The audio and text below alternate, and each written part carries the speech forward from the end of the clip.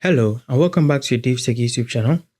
In this quick tutorial, I'll show you how to set up Chromecast for the first time use. Before we continue, a quick reminder. If you're using a smart TV, Fire Stick or Android TV device, I highly recommend using a VPN.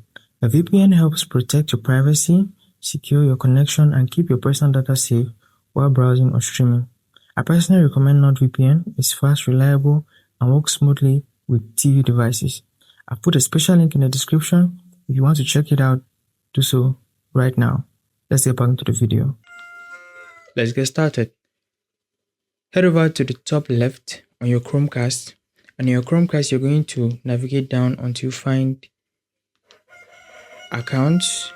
So this is the button that says Add Account. So you could click on this button directly and you come to this page that says Choose an Account. So in your case, it may be Add an Account because this is the first time you're trying to do this on Chromecast. So just click on Add Account and then you could add account or add a kid account.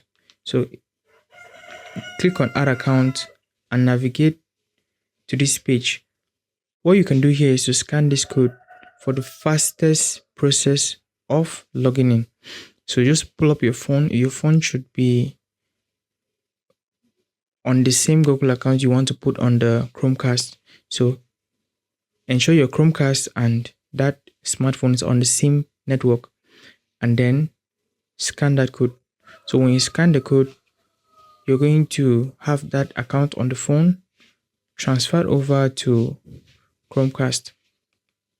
Alternatively, you could sign in on the TV instead. So just come down here and click on sign in on TV instead. Give that page some seconds to load up.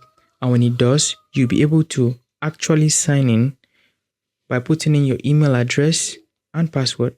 So I could just put in my email address. That's my email address and launch.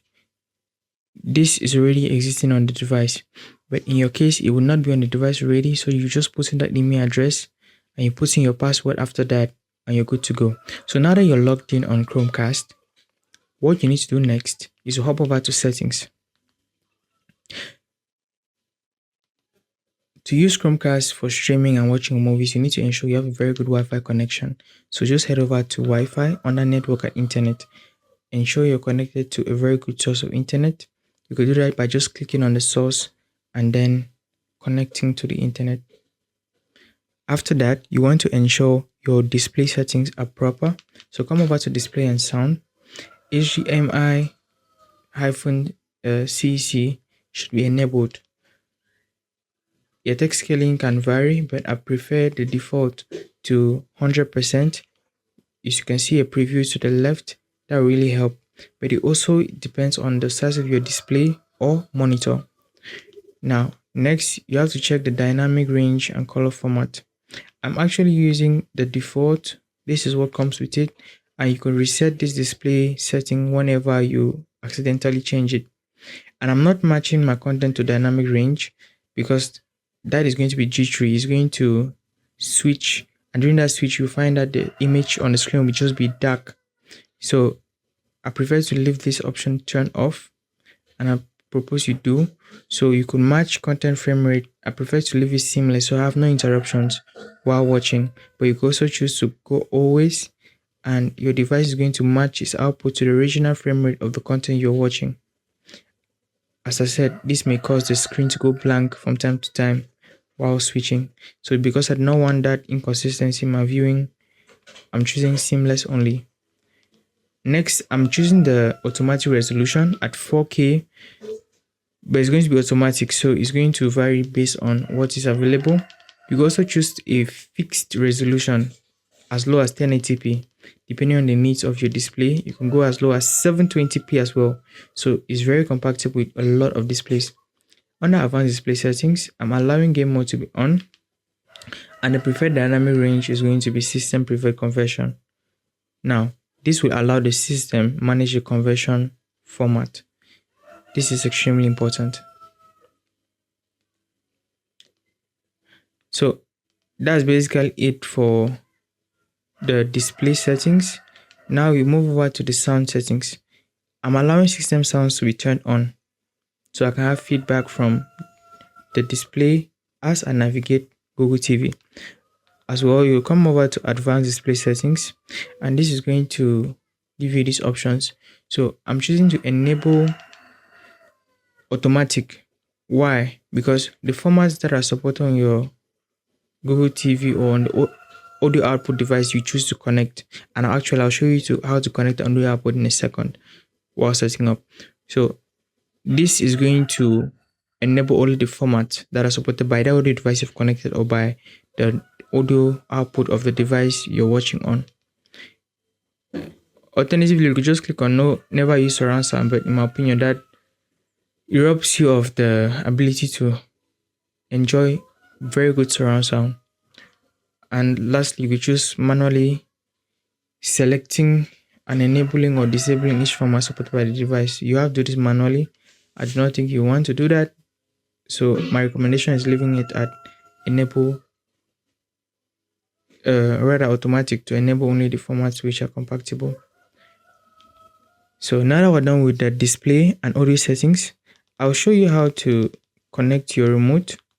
So your remote could be connected here with the pair remote or accessory. Just click on this button to connect a remote or to connect your audio output. Maybe you have a speaker and you want to receive output via that speaker. Just come to pair remote or accessory, select the speaker, select the remote. It should be visible, so make sure Bluetooth visibility is turned on, and then come over here, connect to it, and you're good to go. So specifically for remote, you could come down here to set up remote buttons. Here you could add a device, a TV, a receiver, a soundbar, and you could set up the remote buttons from the power to the volume control. What is available here.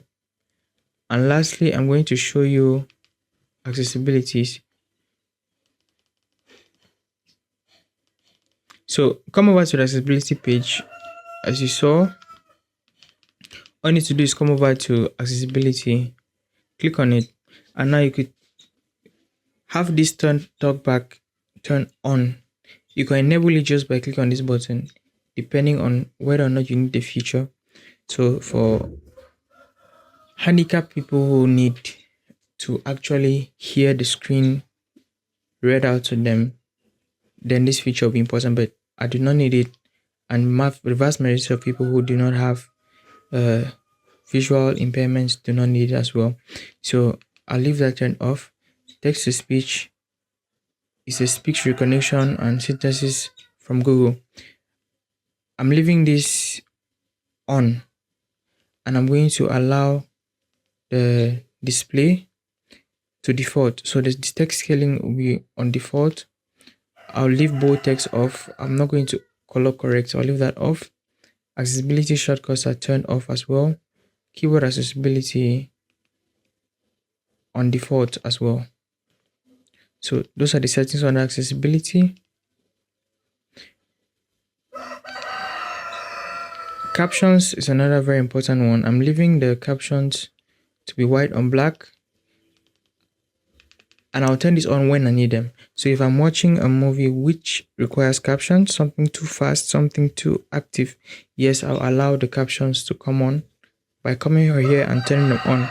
But generally, I do not need the captions to be on. I would like to have a cleaner viewing experience on my display.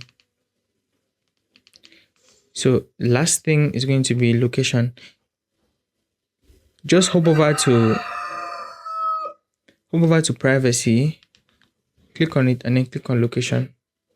Now I'm allowing my location service to be turned off. If you need to turn it on for weather, for different purposes, you could click on this, and that's going to turn on location. It's actually going to use the Wi-Fi to estimate your location. I'm going to turn that off for my preferences and turn it on only when I need it. So that's how to set up Google TV. I've shown you every step. If you found that insightful, smash the subscribe button, and I'll see you in the next video content just like this.